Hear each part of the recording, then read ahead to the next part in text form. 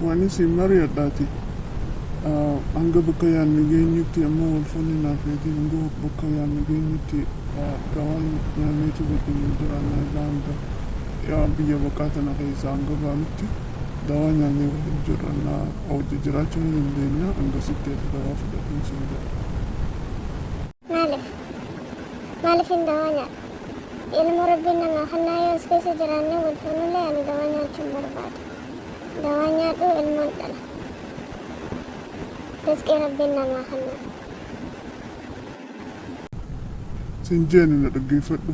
Waan inni sin jee na dhaga'uu baatte kophaatee jiraatta. Yoo san hin taane waan inni sin je'uu bo'u.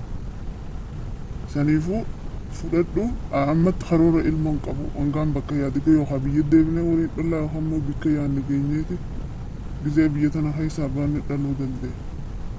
Maaliin godhaa miti haa ta'u maaliin godhuu dandeenya jette. Thank you bareedduu galatoomii.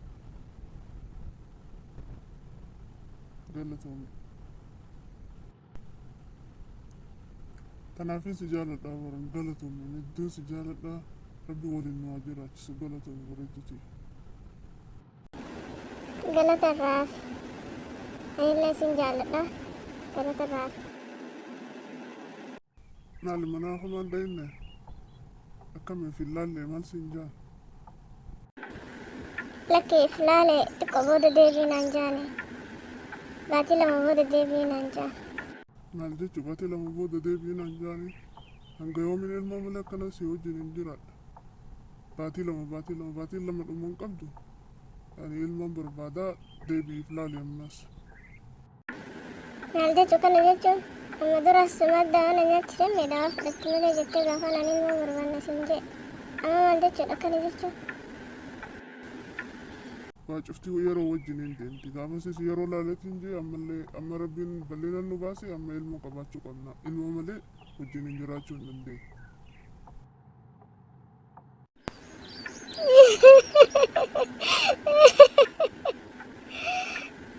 Doktorri ilmoo maasaniin ka'e ilmoon qabatu naan jee mee goduma kamiin seena dhiiroo mee isaan seena. Amma duras dawaa na nyaachisee dawaa fudhattu malee mee kam abbaa fayyaatiin ta'a. Ani hin beeku waan akkanaa. Ani hin beeku. Si wajjin hin jiraachuu hin danda'u. Nama ilmoo hin qabne si wajjin hin jiraadhu. Jiraadhu kophaa ta'e jiraadhu. Ani deemeetiin ta biraa ta'e ilmoo dhaltu xiqqoo fuudha. Bakka biyya dhagatiin ta biraa fuudha. Ati jiraadhu. Nageetti jiraadhu. Akka jiraate jiraadhu. Nageetti.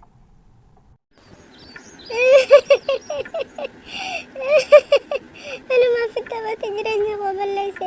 Anumaaf taphatee jechuun gaafa sana isa dhaga'uu baadhee kan inni na liqimsuu baadhe. Wayi rabbiin kiyya kan na godhaa yaa rabbi kiyya anumaaf balleesse.